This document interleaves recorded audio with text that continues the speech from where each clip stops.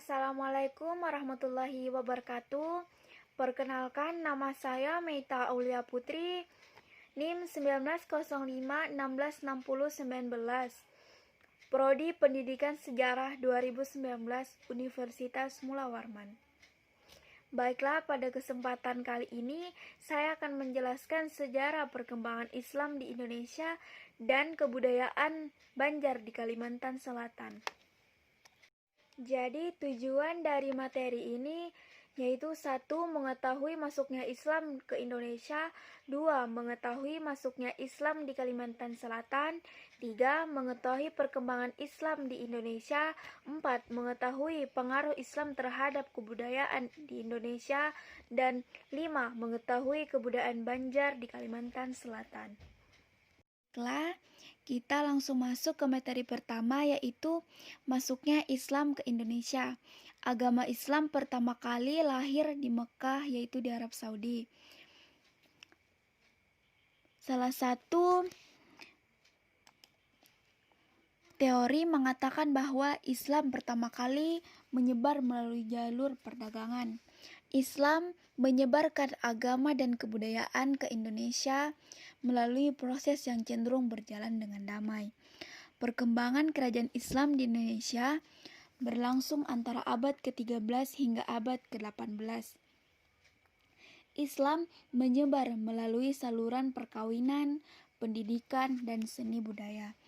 Ada teori yang menyebutkan tentang asal penyebaran Islam di Indonesia, yaitu teori Gujarat, teori Arab, dan teori Persia. Teori Gujarat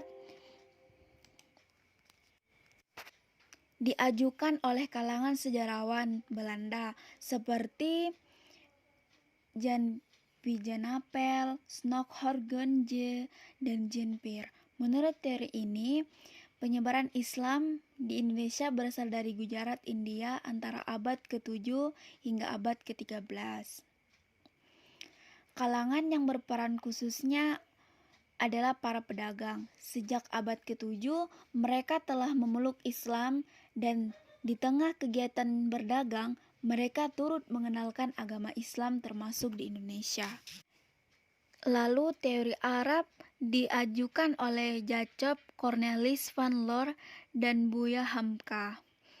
Teori ini menyebutkan bahwa pengaruh Islam dibawa langsung oleh pedagang Arab sekitar abad ke-7. Teori Arab didukung dengan adanya pemukiman Islam di Barus, pesisir barat Sumatera di abad ke-7. Ada pula nisan pada makam wanita di Gresik, Jawa Timur yang ditulis dengan huruf Arab bergaya Kufi. Lalu teori Persia yang dikandung oleh Hussein Jajadiningrat. Teori ini berpendapat bahwa pengaruh Islam di Indonesia dibawa masuk oleh orang-orang Persia sekitar abad ke-13. Argumen yang diajukan oleh teori ini adalah terdapat kesamaan budaya dan tradisi yang berkembang antara masyarakat Persia di Indonesia, seperti peringatan 10 Muharram, kesamaan ajaran Sufi, kesamaan seni kaligrafi pada nisan makam, dan terdapat perkampungan Leran yang sempat menjadi perintis penyebaran Islam di Jawa. Yang kedua, yaitu masuknya Islam di Kalimantan Selatan. Kalimantan Selatan adalah salah satu pulau terbesar di dunia yang memiliki hutan-hutan yang lebat dan menghasilkan hasil alam yang melimpah seperti damar, rotan, kayu, dan lain-lain. Oleh karena itu, banyak sekali pedagang dari luar Kalimantan berlayar ke sana untuk mendapatkannya. Pedagang-pedagang tersebut selain berdagang, mereka juga berusaha menyebarkan agama yang dianutnya. Sebelum Islam masuk ke Pulau Kalimantan, penduduk telah memeluk agama Hindu, Buddha, atau memeluk kepercayaan Karingan, yang tentu saja sangat berbeda dengan ajaran Islam. Walaupun proses Islamisasi masyarakat Kalimantan hingga kini terus berjalan melalui dakwah dan pendidikan, akan tetapi bekas-bekas kepercayaan dan budaya agama sebelumnya tidak sepenuhnya bisa dikikis, sehingga Sebagian masih berpengaruh terhadap keberagaman dan kebudayaan umat Islam hingga sekarang ini. Para ahli sejarawan atau historian belum dapat dengan pasti mengatakan tahun kedatangan Islam di Kalimantan Selatan dengan alasan kesulitan menemukan data untuk mengungkapkan hal itu. Akan tetapi, mereka kebanyakan mengatakan bahwa tahun 1540 Masehi merupakan tahun di mana Islam diterima secara resmi oleh raja-raja Kerajaan Banjar. Dalam seminar masuknya Islam tahun 1973, Hamka mempunyai 4 kesimpulan. 1. Tersebarnya agama Islam ke Kalimantan Selatan sebenarnya terjadi lama sebelum berdirinya Kerajaan Islam Banjar di Banjarmasin, yaitu diperkirakan pada akhir abad ke-14 Masehi. 2. Penyebaran Islam adalah para pedagang sekaligus ulama sebagai hasil dari hubungan timbal balik antara Singapura dan Malaka. Kemudian Pasai dan Aceh dengan tanah Banjar serta Marabahan atau pelabuhan yang ramai pada masa pemerintahan Raden Sari Kaburangan dan Pangeran Tumenggung. 3. Berdirinya kerajaan Islam di Demak atau Jawa Tengah pada sekitar tahun 1500 Masehi dan adanya hubungan orang Islam dengan pantai antara Jawa Timur dan Surabaya semakin mempercepat proses berdirinya kerajaan Islam Banjar, yaitu Saifuddin Zuhri pada tahun 1980. 4.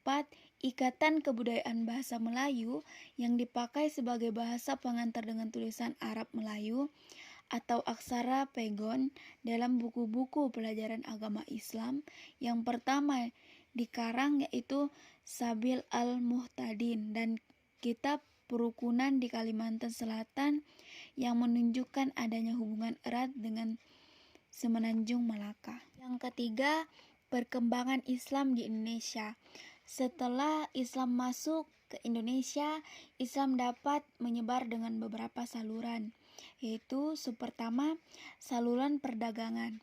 Dapat dikatakan bahwa perdagangan merupakan saluran utama dan pertama penyebaran Islam di Indonesia.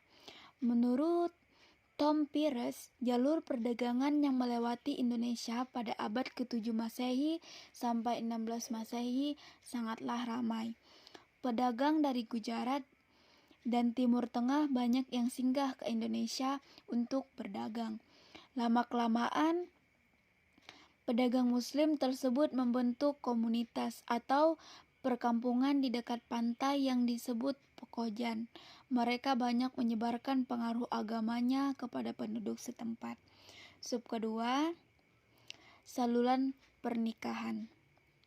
Pedagang-pedagang Muslim yang datang ke Indonesia, kemudian ada yang menikah dengan penduduk pribumi. Sebelum menikah, penduduk pribumi tersebut harus menyebut kalimat syahadat terlebih dahulu.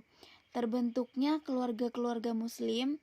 Keluarga-keluarga tersebut kemudian membentuk komunitas-komunitas dan perkampungan Muslim. Ketiga, saluran pendidikan. Pada ulama dan mubalik banyak yang mendirikan pesantren atau pondok-pondok pendidikan Islam. Contohnya adalah pesantren Ampel Denta di Surabaya dan pesantren Giri di Gresik. Orang-orang dari berbagai daerah datang untuk menuntut ilmu.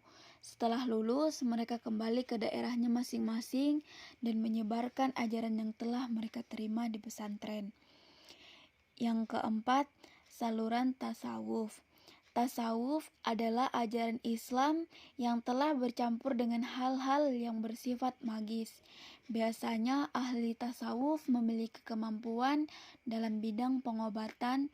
Penyebaran ajaran tasawuf juga membantu penyebaran agama Islam.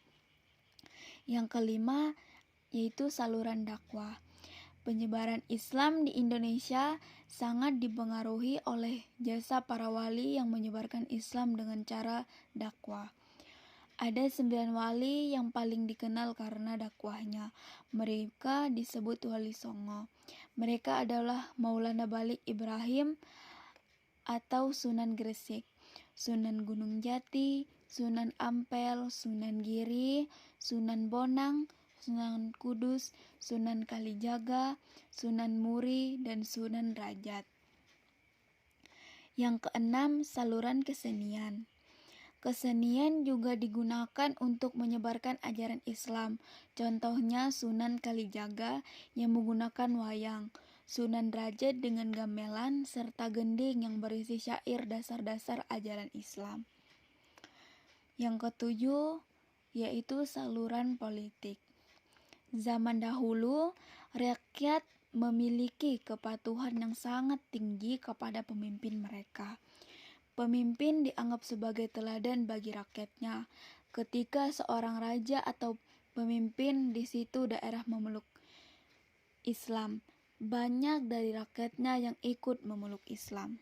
Yang keempat, pengaruh Islam terhadap masyarakat Indonesia. Masuknya pengaruh Islam ke Indonesia telah membawa perubahan dalam berbagai aspek kehidupan masyarakat di Indonesia. Perubahan-perubahan itu antara lain tampak dalam bidang-bidang berikut. 1. Bidang politik. Sebelum Islam masuk ke Indonesia, sudah berkembang kerajaan-kerajaan Hindu-Buddha. Kerajaan-kerajaan tersebut kemudian mengalami kemunduran dan digantikan perannya oleh kerajaan-kerajaan Islam. Pada masa Islam, konsep kerajaan berubah menjadi kesultanan.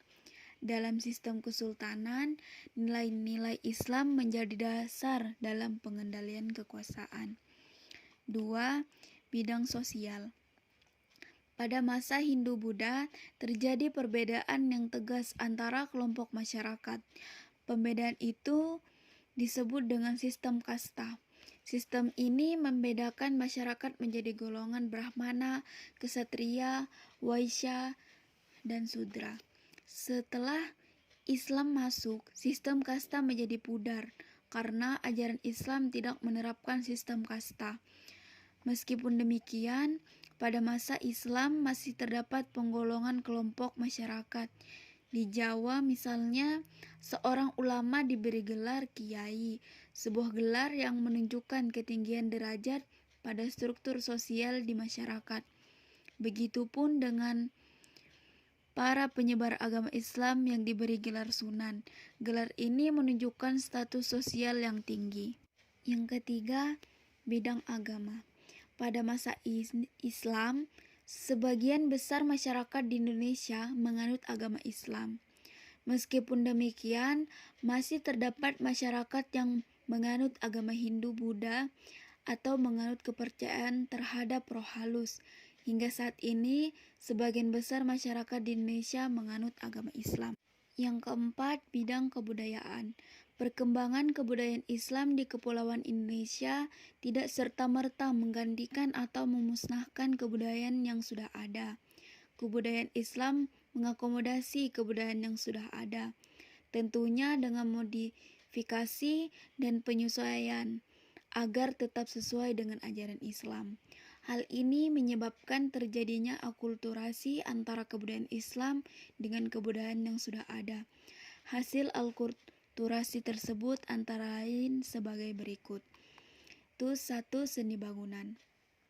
Bentuk bangunan masjid kuno memiliki unsur kemiripan dengan kebudayaan Hindu-Buddha.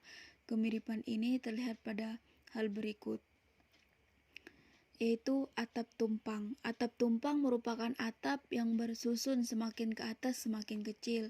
Tingkat yang paling atas berbentuk limas. Jumlah tumpeng itu selalu ganjil, biasanya 3-5 tingkat. Atap tumpang serupa dengan arsitektur Hindu. Atap tumpang sampai saat ini masih banyak kita temukan di Bali. Namanya meru dan khusus digunakan sebagai atap bangunan suci di dalam pura. Contohnya Contohnya masjid yang menggunakan atap tumpang adalah Masjid Demak di Masjid Banten. Lalu menara. Menara merupakan bagian bangunan masjid yang berfungsi untuk mengumandangkan azan ketika waktu sholat telah tiba. Pada Masjid Kudus, bentuk menara mirip sekali dengan bentuk bangunan Candi Jawa Timur yang telah diubah dan disesuaikan menggunakan dan diberi atap tumpang. Lalu makam. Pembangunan makam bagi sebagian umat Islam di Indonesia dianggap sebagai bentuk penghormatan kepada orang yang telah meninggal. Di Indonesia banyak ditemukan makam yang terletak di bukit atau dataran tinggi. Misalnya makam Sunan Gunung Jati di Gunung Sembung atau kompleks pemakaman Raja-Raja Mataram di Imogiri. Makam-makam yang telah di tempat tinggi atau di atas bukit masih menunjukkan kesinambungan tradisi yang mengandung unsur kepercayaan kepada roh nenek moyang dan merupakan bentuk perwujudan pendirian pundan berunduk megalitik. Lalu seni ukir. Seni ukir yang berkembang pada masa Islam merupakan modifikasi dari masa sebelumnya. Dalam ajaran Islam adalah larangan untuk membuat patung atau melukis makhluk hidup apalagi dalam bentuk manusia. Meskipun demikian, seni ukir terus berkembang dengan menggunakan ragam hias yang terdiri dari pola-pola daun, bunga-bungaan, bukit-bukit karang, pemandangan, dan garis geometri. Ragam hias ini kemudian ditambah dengan ragam hias huruf Arab atau kaligrafi yang kerap kali digunakan untuk menyamarkan lukisan makhluk hidup. Yang kelima, kebudayaan Banjar di Kalimantan Selatan. Suku Banjar merupakan salah satu suku terbesar yang ada di Indonesia yang mendiami wilayah asli di Kalimantan Selatan. Sebagai salah satu suku terbesar di Indonesia, suku Banjar memiliki karakteristik kebudayaan. Palembangan budayanya merupakan produk dari pengadaptasian, pengasimilasian, dan pengakulturasian dari budaya dasar suku Banjar pribumi dengan kebudayaan Hindu, Buddha, serta Islam. Oleh sebab itu, dalam setiap bentuk adat istiadat yang ada dalam tradisi suku Banjar akan selalu bisa dijumpai hasil dari perpaduan nilai-nilai budaya dasar. Inilah beberapa adat atau kebudayaan suku Banjar yang menunjukkan ciri khas sistem budaya yang ada dalam kehidupan masyarakat suku Banjar. 1. Rumah adat. Rumah adat suku Banjar yang terkenal adalah Bubungan Tinggi. Pada zaman dahulu, Bubungan Tinggi merupakan rumah adat khusus keluarga kerajaan. Namun seiring perkembangan, kemudian diadopsi oleh masyarakat Banjar secara umum yang kemudian menjadi ikon kebanggaan suku Banjar, disebut Bubungan Tinggi karena konstruksi bangunan rumah memiliki bagian yang menjulang lancip ke atas.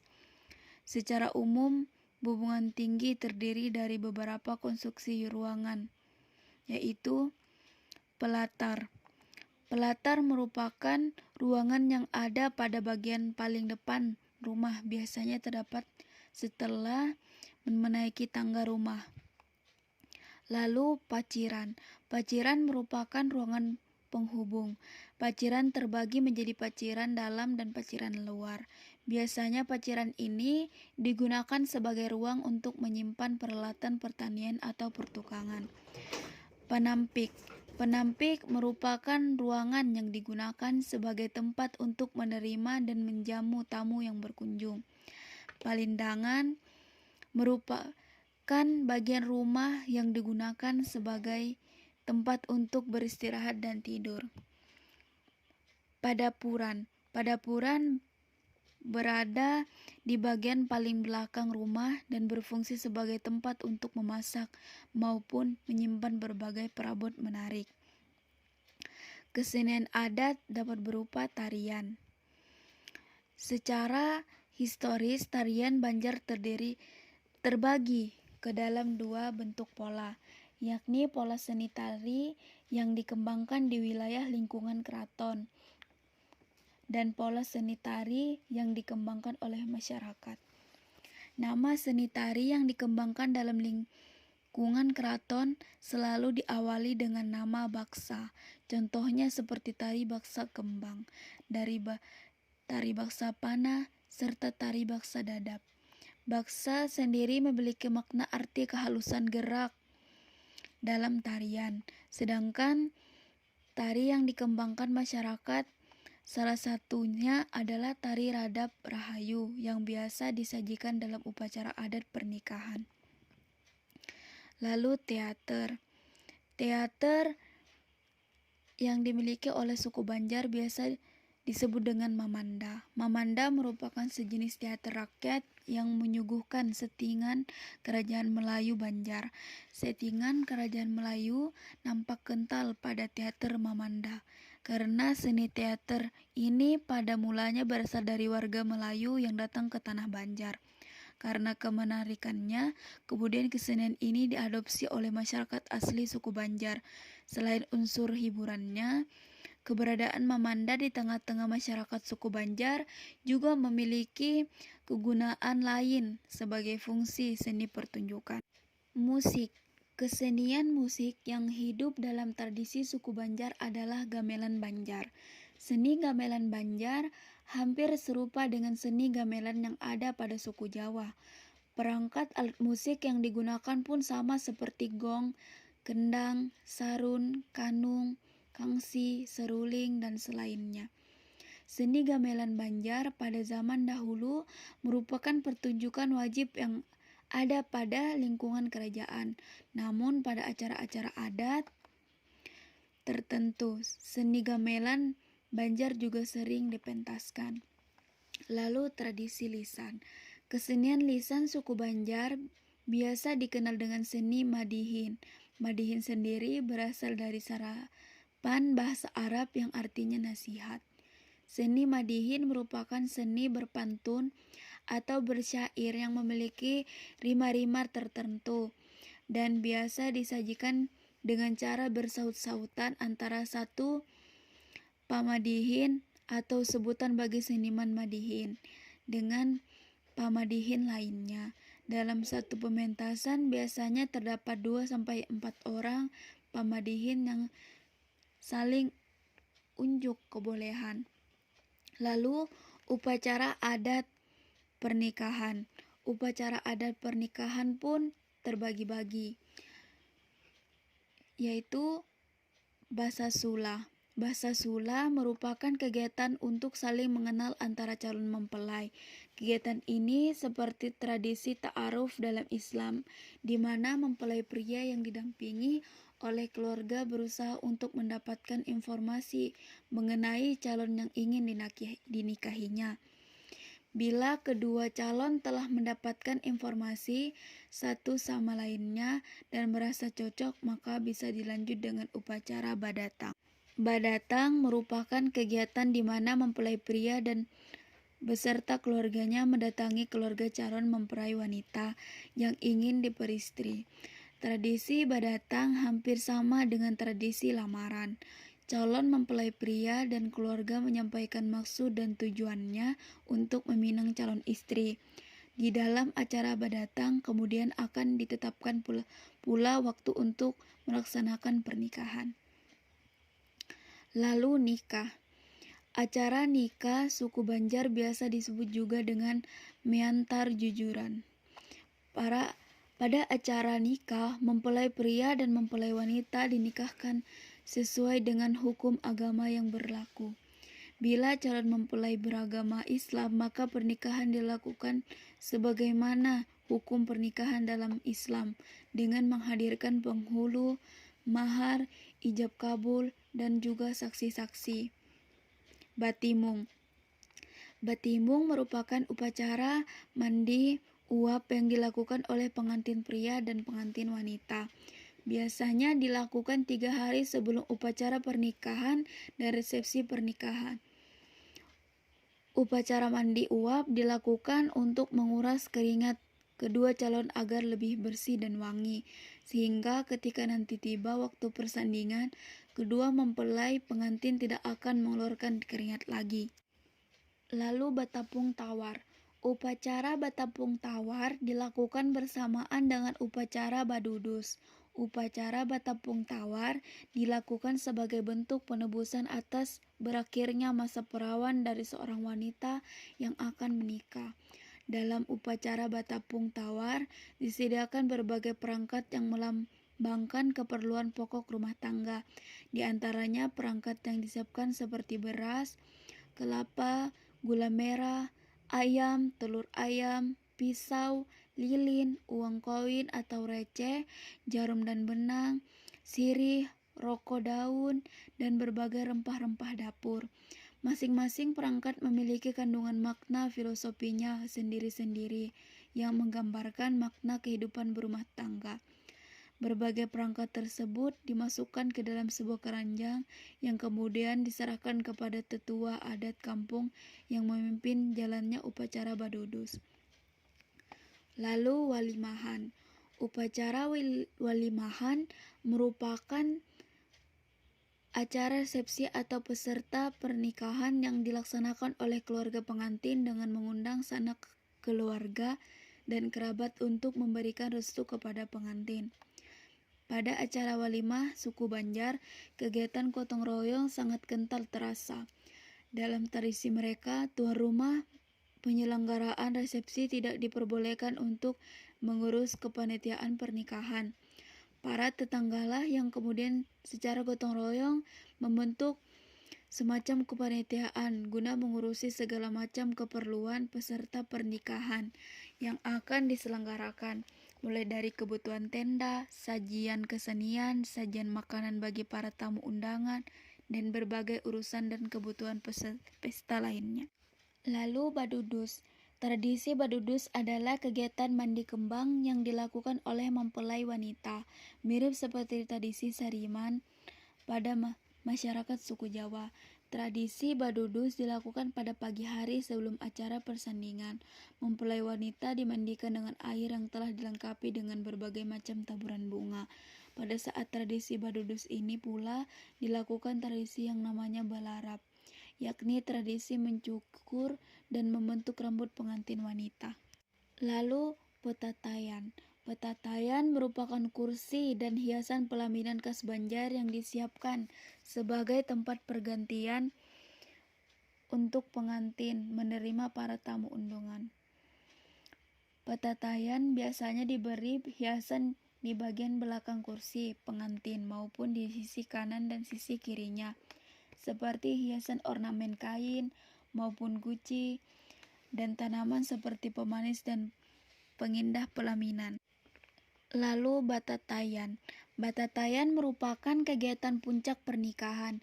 Pengantin pria dan wanita bersanding di kursi petataian dan kemudian keduanya menerima para tamu undangan. Namun sebelum pengantin menerima tamu undangan, biasanya didahului dengan upacara sujud pada orang tua serta makan bersama. Baru kemudian pengantin diarak untuk duduk di petataian. Yang 9 yaitu upacara adat Ba'ayun Maulid atau Ba'ayun Anak. Ba'ayun Maulid merupakan kebudayaan suku Banjar yang merupakan perpaduan antara tradisi nenek moyang suku Banjar dengan Islam. Tradisi Ba'ayun merupakan kegiatan adat mengayun bayi atau anak yang diiringi dengan nyanyian-nyanyian syair salawat Nabi. Pada mulanya tradisi ini bernama Ba'ayun Anak. Tradisi Ba'ayun Anak dilakukan pada anak yang berusia bayi hingga balita. Namun seiring dengan masuknya budaya Islam, maka tradisi Ba'ayun Anak diselenggarakan secara massal pada bulan Maulid untuk menyambut hari kelahiran Nabi Muhammad SAW. Oleh sebab itu, kemudian tradisi ini disebut dengan tradisi Ba'ayun Mulud. Pelaksanaan tradisi ini biasa dipimpin oleh seorang tokoh ulama yang memimpin prosesi bersyair salawat. Biasanya diiringi juga dengan kesenian musik rebana. Lalu yang terakhir, tradisi pasar terapung. Pasar terapung merupakan tradisi perdagangan suku Banjar yang sudah turun-temurun. Pasar terapung berada di Sungai Besar Barito. Seperti halnya pasar pada umumnya, kegiatan pasar terapung juga merupakan kegiatan jual beli seperti jual beli sayuran, ikan-ikanan, makanan maupun jual beli berbagai kebutuhan masyarakat harian lainnya. Kegiatan jual beli pasar terapung dilakukan di atas perahu yang tengah terapung di perairan sungai. Oleh sebab itu, pasar terapung menyimpan keunikannya sendiri karena ketika melakukan transaksi jual beli, baik penjual maupun pembeli harus terus menjaga keseimbangan perahu yang selalu dimainkan oleh gelombang air sungai, upacara adat Baayun. Kesimpulan 1. Islam dipercayai datang dari wilayah Gujarat, India melalui peran para pedagang India Muslim pada sekitar abad ke-13 Masehi. Kedua, teori Makkah, Islam dipercayai tiba di Indonesia langsung dari Timur Tengah melalui jasa para pedagang Arab Muslim sekitar abad ke-7 Masehi. Ketiga, teori Persia, Islam tiba di Indonesia melalui peran para pedagang asal Persia yang dalam perjalanannya singgah ke Gujarat sebelum ke Nusantara sekitar abad ke-13 Masehi. Mereka berargumen akan fakta bahwa banyaknya ungkapan dan kata-kata Persia dalam hikayat-hikayat Melayu, Aceh dan bahkan juga Jawa. Kesimpulan kedua, Kalimantan Selatan adalah salah satu pulau terbesar di dunia yang memiliki hutan-hutan yang lebat dan menghasilkan hasil alam yang melimpah seperti damar, rotan, kayu, dan lain-lain. Masuknya Islam ke Kalimantan Selatan dan dapat disimpulkan dalam seminar masuknya Islam tahun 1973. Baiklah, itulah penjelasan dari saya tentang sejarah perkembangan Islam di Indonesia dan kebudayaan Banjar di Kalimantan Selatan. Kurang lebihnya mohon dimaafkan. Wassalamualaikum warahmatullahi wabarakatuh.